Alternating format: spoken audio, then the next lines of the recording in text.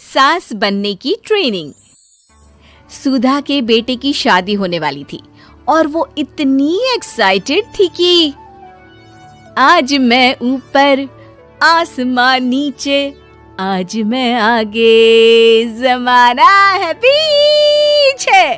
अरे हाँ भाग्यवान, तू सबसे आगे ही है। लेकिन हुआ क्या है? सास बनने वाली हूँ मैं।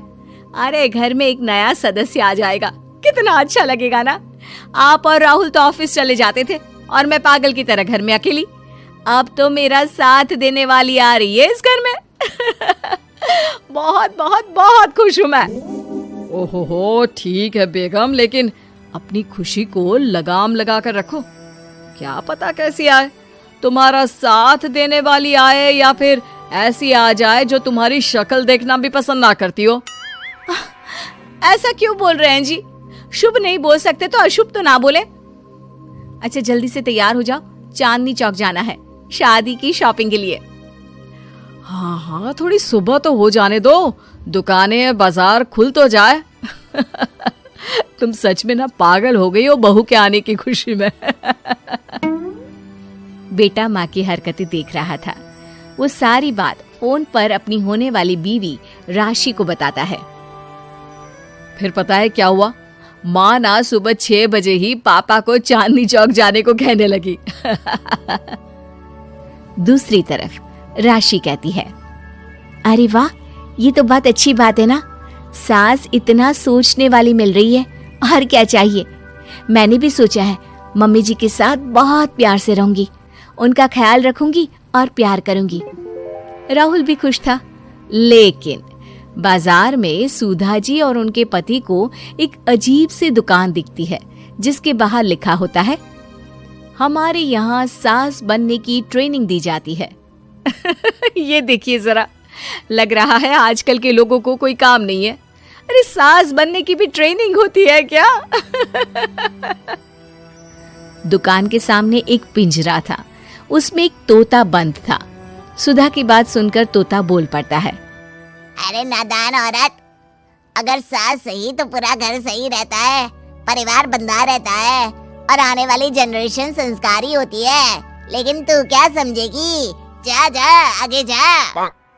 ओए, तोते बड़ा बोल रहा है, क्यों आगे जाऊं? मैं नहीं जा रही। देखा देखा, तेरे जैसी औरत को तो सास बनने की ट्रेनिंग लेनी ही चाहिए। निकाल 1000 रुपये और जान दर, नहीं तो पूरी जिंदगी रोती रहेगी। सुधा को तोते की बात में दम लगता है। ए जी, निकालो ना जरा 1000 रुपए। अरे पागल हो क्या? जानवर की बात में आ रही हो? किस पागल आदमी की सुन रही हो, जिसे ये भी नहीं पता कि तोता जानवर नहीं पक्षी होता है। चलो निकालो 1000 रुपये और अंदर जाकर सास के रूप में जीवन को सफल कर लो। हाँ जी, बात तो ये सही बोल रहा है। कहाँ मैं आपकी बात में आ रही हूँ? मैं तो अंदर जा रही हूँ, 1000 रुपये दीजिए। पति क्या करता, बीवी की आज्ञा सर आंखों पर। लेकिन जैसे ही सुधा अंदर जाती है, सामने कई औरतें पहले से ही बैठी होती हैं। मेरी पहली बहू के वक्त मैंने इतना नहीं सोचा था, और आज वो मेरे सर पर चढ़कर नाचती है। गुरुजी, कोई उपाय बताए। तभी गुरु की नजर सुधा पर पड़ती है और वो आंखें बंद कर लेता है। तू पहले भी मेरी दुकान के सामने से होकर गई थी ना, तब क्यों नहीं आई? औरत जो कि गुरु के साथ मिली हुई थी। महाराज, तब पता नहीं था कि सच में सास बनने की भी ट्रेनिंग लेनी होती है। लगा था घर में कोई सदस्य आ रहा है जो सारा दिन मेरे साथ रहेगी, लेकिन ऐसा तो कुछ भी नहीं हुआ गुरुजी। चल फिर पैकेज लेकर 20,000 वाला कल से आ जाना। जी महाराज, गुरुजी की जय हो। वो औरत भी सुधा को देखती है और कहती है, सही जगह आई हो बहन। 10-20 हजार का मुंह नहीं देखना भाई, बस घर बस जाए तो सोचो गंगा नहा ली। बहुत कमा लेंगे अगर परिवार एक रहा, नहीं तो बुढ़ापा वृद्धाश्रम में बिताओ। सुधा डर जाती है। वो गुरु के पास जाती है और उन्हें पैसे देती है। देखो, एक मंत्र गांठ बांध लो कि कभी भी बहू को बेटी ना समझना। जितना दबाकर पहले दिन से रखोगी, धीरे धीरे प्यार दोगी तो मान रखेगी, नहीं तो। ना जी ना गुरुजी, समझ गई। अरे भला हो भगवान का जो आपसे मिला दिया, नहीं तो मैं। हाँ, आगे बढ़ते जाए, पीछे और भी लोग हैं, सबको मौका दे। सुधा घर आ जाती है। राशि शादी करके घर आती है तो दिमाग में सास की वही छवि होती है जो राहुल ने दिखाई थी। देखो राशि, मैंने काम वाली हटा दी है। वो क्या है ना, 2000 महीने लेती थी, यानी कि 24,000 साल का, और 5 साल में उसे जोड़ो तो 1,20,000 रुपए। माँ जी, और 10 साल जोड़े तो? तभी राहुल आ जाता है। अरे बस, इतना मत जोड़ो, फिलहाल भूख लगी है, कुछ खाने को दो। अरे पर बर्तन तो गंदे हैं ना, काम वाली तो आई नहीं, फिर बर्तन कौन धोएगा? अरे कौन धोएगा मतलब?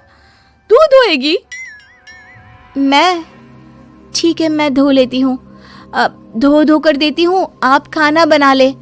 अरे खाना भी तू ही बनाएगी? ये क्या बात होती है माँ, क्या हो गया तुझे? कल तक तो कुछ और ही बोल रही थी। लेकिन सुधा का व्यवहार सुधरने का नाम ही नहीं ले रहा था। बहू और बेटा ससुर से बात करते हैं। पिताजी, क्या हो गया है माँ जी को? वो क्यों ऐसे व्यवहार कर रही है जैसे मैं कोई नौकरानी हूँ? पिता क्या करता, बता देता है सारी कहानी कि कैसे सास का दिमाग एक गुरुजी ने खराब किया है। सास बनने की ट्रेनिंग?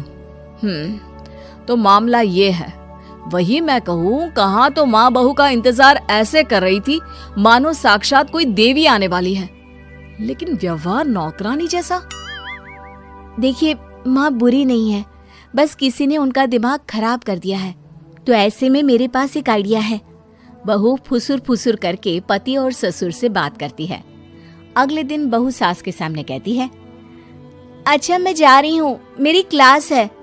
ये बोलकर बहू निकल जाती है। ये कौन सी क्लास करने जा रही है? पढ़ाई तो खत्म हो गई थी इसकी। अरे माँ, दरअसल वो ये सोचकर आई थी कि तुम माँ जैसी होगी, लेकिन यहाँ तुम तो तुर्रम खां बन गई हो। तो वो किसी बहू बनने की ट्रेनिंग वाली क्लास में गई है। ये बोलकर बेटा बाप की ओर देखता है और आंख मार देता है। हाँ, वो तो तुम्हारी माँ ने भी सास बनने की ट्रेनिंग ली है बेटा। पहले का जमाना और था भाई, कि भोले मन से रिश्ते शुरू किए जाते थे। अब तो नई लड़की घर आते ही नौकरानी हटा देते हैं। बताओ, पिछले 25 साल से वो नौकरानी काम कर रही थी, तब तो कोई हिसाब किताब नहीं हुआ। अरे पापा, आप भी माँ को बोल रहे हैं? अरे माना, वो माँ समझ कर आई, घर में खुशहाली रखने के लिए हमेशा आप लोगों के साथ उठती बैठती, माँ को कभी जवाब नहीं दिया। लेकिन माँ की क्या गलती? अरे दादी ने भी तो ऐसा ही किया होगा ना माँ के साथ, तभी तो माँ अपनी बहू के साथ ऐसा कर रही है। नहीं, वो तो बहुत अच्छी थी। मेरे आने के बाद तो उन्होंने खाना बनाने वाली भी रख ली थी। अरे तो फिर तुमने क्यों काम वाली हटा दी? किसी के कहने पर अपना घर खराब कर रही हो तुम सुधा। अब बहू भी गई है ट्रेनिंग लेने, पता नहीं क्या सीख कर आएगी।